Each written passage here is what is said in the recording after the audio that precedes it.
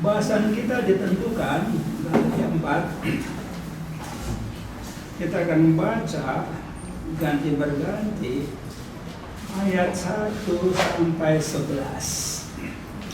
Kamu dengan teliti memelihara hari-hari tertentu, bulan-bulan, masa-masa yang tetap, dan tahun-tahun. Rasul Paulus sedang mengkritik kebiasaan agama-agama di zaman dia yang selalu memelihara hari-hari tertentu, bulan-bulan tertentu, masa-masa yang tetap. Termasuk agama Yahudi. Lebih parah lagi sekarang, sampai setiap minggu dikasih nama. Lihat itu agendanya, ada 52 minggu dalam setahun, ada nama-namanya semua. Kenapa begitu? Nah, sekarang pertanyaannya dia susah. Kenapa begitu? Kenapa tidak bagus itu? Kenapa Rasul Paulus tidak suka itu? Padahal dia dari agama Yahudi. Pada agama Yahudi ada Sabat. Ada Sabat hari raya, ada Sabat mingguan. Ada hari-hari yang kadang-kadang disebutkan istilahnya festivities, dari kata festival.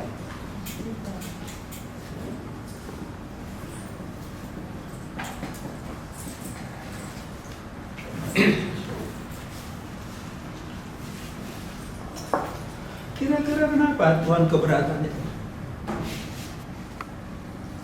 Nggak tahu ya. Nggak ada yang berani usul. Karena hari-hari sama di hadapan Tuhan. Nah. Hari-hari sama di hadapan Tuhan. Hari-hari diciptakan Tuhan baik. Ya, nilai 7.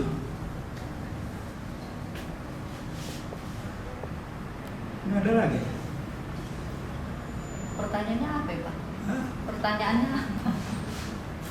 Kenapa sampai dikritik oleh Rasul Paulus pemeliharaan hari-hari ini?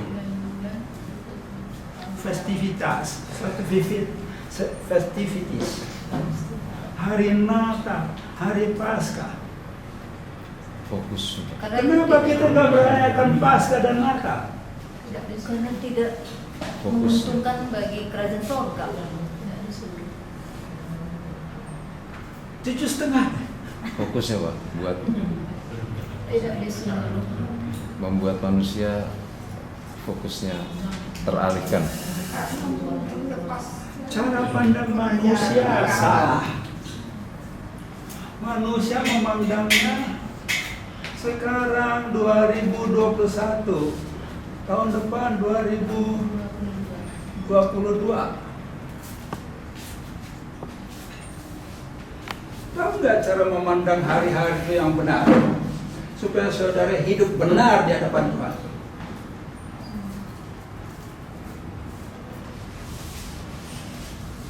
Halo? Sekarang ini kamu apa? Sekarang ini statusmu apa? Kita hidup pada satu titik. Point of time. Tuhan tidak membahas kemarin saya melayani Tuhan, pergi ke Baduy atau kemana. Hari ini kau siapa? Hari ini kau apa? Penting saudara ingat selalu sabda di kayu salib itu. Sabdanya kepada orang yang menurut tradisi namanya Dismas. Hari ini juga kau akan bersama dengan aku di Firdaus. Tuhan tidak nyatakan siapa kau Dismas. Apa yang kau lakukan? Pembunuh kau? Penjahat kau? Tuhan melihat si Dismas hari itu. menit itu. Apa si Dismas pada menit itu? Betul. Halo? Menyesali perbuatan. Tobat. Menyesali perbuatan. Dia berbicara.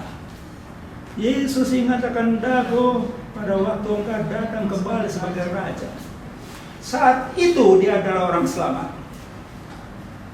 Masalahnya kita selalu cenderung mau hitung jasa-jasa kita. Nggak ada itu. Sekarang ini penyakit pada sebagian hamba Tuhan.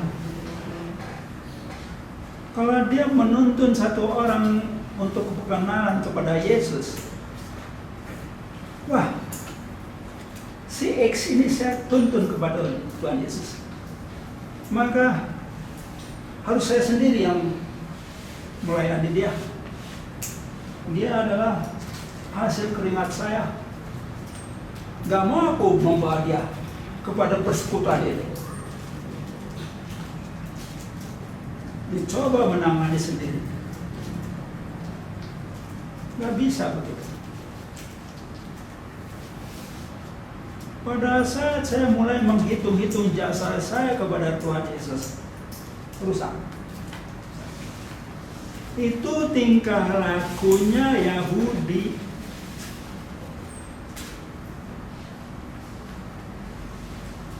Kalau kita mau sukses mengikut Yesus, habis satu point of time, sini lagi beres. Beres, beres, beres.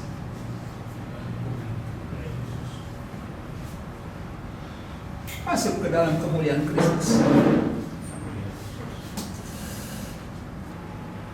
Kita hidup hari lepas hari. Ada ajaran itu. Ada. Tetapi lebih ekstrim dari situ, kita hidup titik demi titik.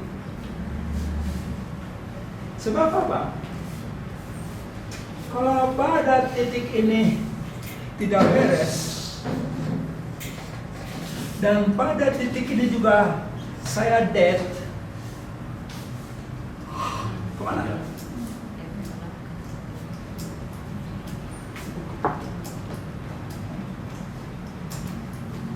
Ini sesuatu yang hanya sangat falsafah, tapi kebenaran. Riwayat hidup saudara dibangun oleh tindakan saudara sehari. Maka ada kalimat, hiduplah hari lepas hari.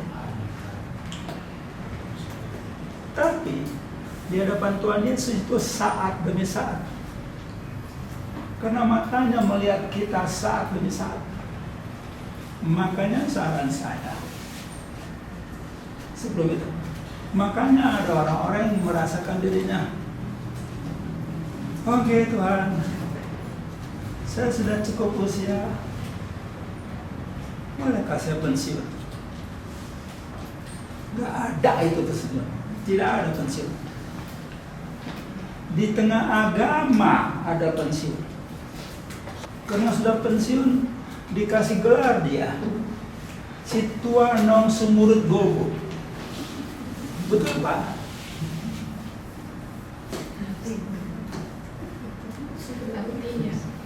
Kalau dia pendeta dikasih gelar yang lebih hebat lagi, emeritus. Nggak ada. Inilah masalah kehidupan kita sebetulnya.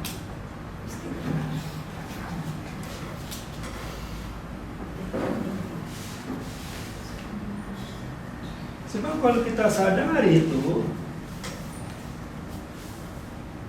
kalau kita tidak sadari, maka akan muncul terjadi pada hari berikutnya, mulai ada bibit kerusakan. Kalau tidak sadar juga, maka bibit kerusakan itu tambah besar. tidak sadari itu makin besar, lalu kejeblos.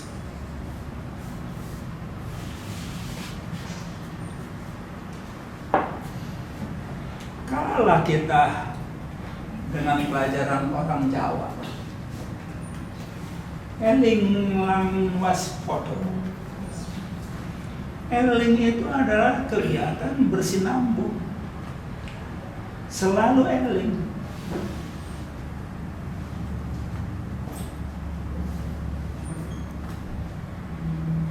Jelas ya? Makanya saya nggak pernah katakan kepada Tuhan, Tuhan saya udah capek, Tuhan. Usia saya menjelang 80, Tuhan. Para pendeta itu umur 70. Sudah boleh dia beristirahat, Tuhan. Menyandang gelarnya emeritus. Bukannya Tuhan mau memeras saudara. Bukan. Justru karena Tuhan menghargai saudara. Masih ingat gak perumpamaan yang saya sampaikan, anekdot yang saya sampaikan? Tuhan menghargai kita. Sampai kepada urusan yang bagus yang kita lakukan, yang kecil-kecil kita dihargai. Dia cari mana yang bagus dari orang. Dan dia tidak buang Anda kalau Anda bikin cacat. Kenapa tidak dibuang? Inilah hukuman itu, terang telah datang ke dalam dunia, tetapi manusia lebih menyukai kegelapan daripada terang, sebab perbuatan-perbuatannya jahat. Kalau Anda sudah berstatus begini, saudara tidak akan dibuang. Tetapi saudara yang membuang diri ke dalam kegelapan. Sementara Tuhan cari-cari, masih ada nggak yang baik dari diri orang ini? Seperti kasusnya murid-murid Yesus yang sedang berjalan mereka di suatu padang belantara. Lalu murid-murid mulai begini. Mulai menjauh. Yesus berjalan aja lurus. Murid-murid heran. Apakah Rabi ini lagi sakit? Mungkin udah kena COVID ya. Gak bisa mencium bau busuk itu. Yesus jalan aja. Pada satu titik Yesus perhatikan kedekat kakinya. Terpaksa si murid-murid yang udah begini datang ke rumah.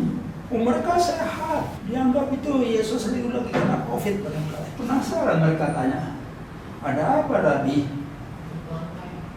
Lihatlah itu. Kamu lihat bangkai anjing itu. Giginya lebih putih dari gigi kalian. Malu deh 12 murid. Bangkai anjing giginya lebih putih dari mereka. Tuhan Yesus di situ sedang menunjukkan, aku mencari kebaikan dari orang, dan aku masih mau menyelamatkan dia. Tetapi kalau orang itu sudah fatal, dia melarikan diri kepada kegelapan. Itu artinya ayat yang saya kutip tadi. Siapa tahu ayat itu? Yohanes 3 ayat 19.